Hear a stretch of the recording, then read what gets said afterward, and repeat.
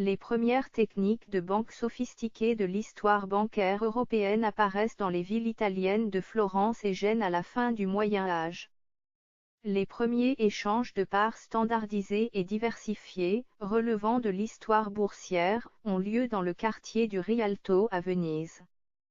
Ensuite, l'Angleterre joue un rôle moteur dans les deux domaines, lors de révolutions financières britanniques des années 1690.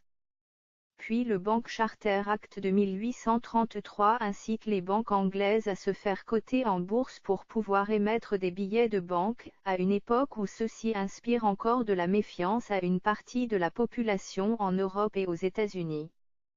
Au cours de la seule année, 59 banques britanniques par action entrent en bourse de Londres 5.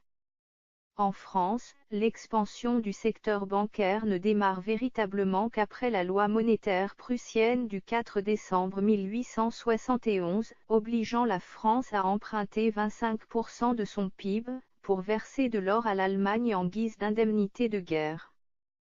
Ce diktat allemand fait doubler la dette publique française, mais crée une classe d'épargnants, avec 4 millions de Français porteurs d'obligations du Trésor français en 1880, contre 1,5 million en 18706.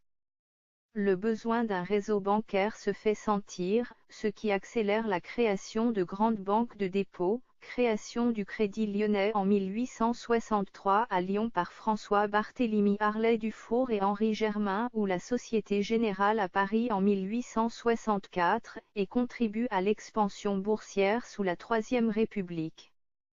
En Suisse, les banques privées du XV et XVIe siècle ne pouvaient pas profiter du grand business avec l'endettement public comme les établissements financiers dans les grands royaumes d'Europe, car les pouvoirs décentralisés dans le pays alpin manifestaient à ce temps-là déjà beaucoup de discipline fiscale.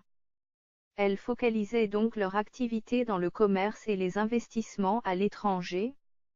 Après 1850, l'industrialisation et le développement du réseau ferroviaire créaient en Suisse un grand besoin pour des moyens d'investissement à domicile. Des banques modernes qui ont été créées à ce temps-là, après beaucoup de fusionnements, se formaient jusqu'à la fin du ce siècle, les deux grandes banques UBS et Crédit Suisse. Le troisième groupe important des banques en Suisse sont les caisses cantonales et communales dont les premières ont été créées au siècle VII. Les tendances récentes enregistrées dans l'activité bancaire sont la concentration financière et le développement d'organismes financiers gigantesques et polyvalents, banques de dépôt, assurance, gestion de l'assurance vie, gestion de fortune, banque d'affaires, change, société de bourse, etc.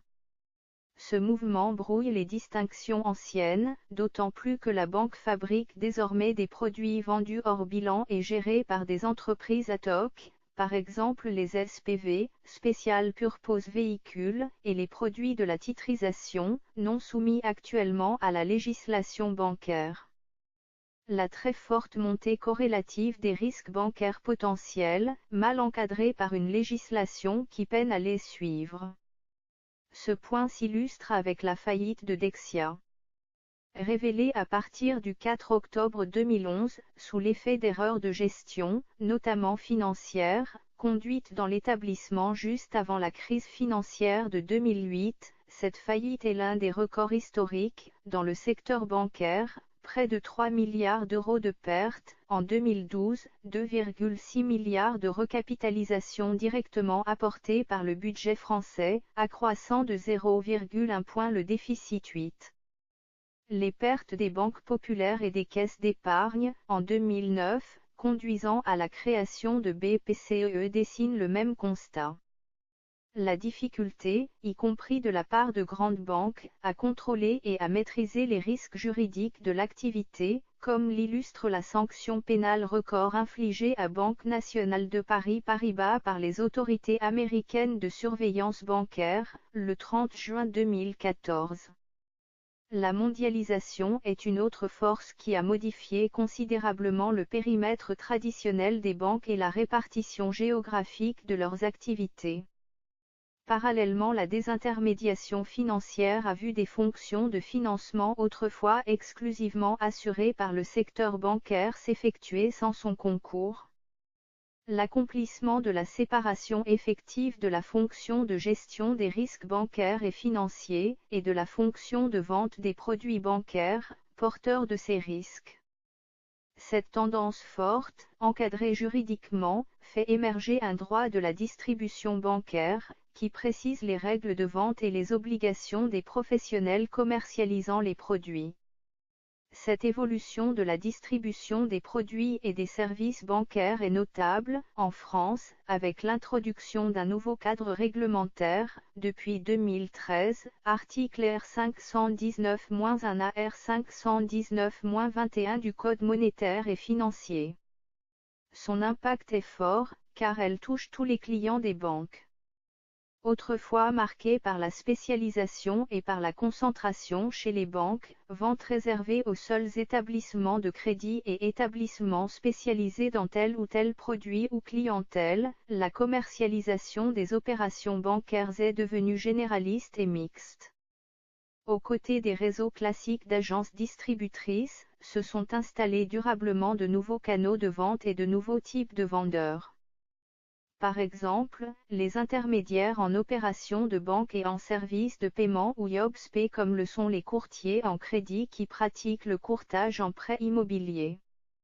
De nouvelles normes juridiques sont applicables à ce volet, très actuel, des évolutions bancaires, visant à mieux assurer l'osmose entre les consommateurs et les circuits bancaires.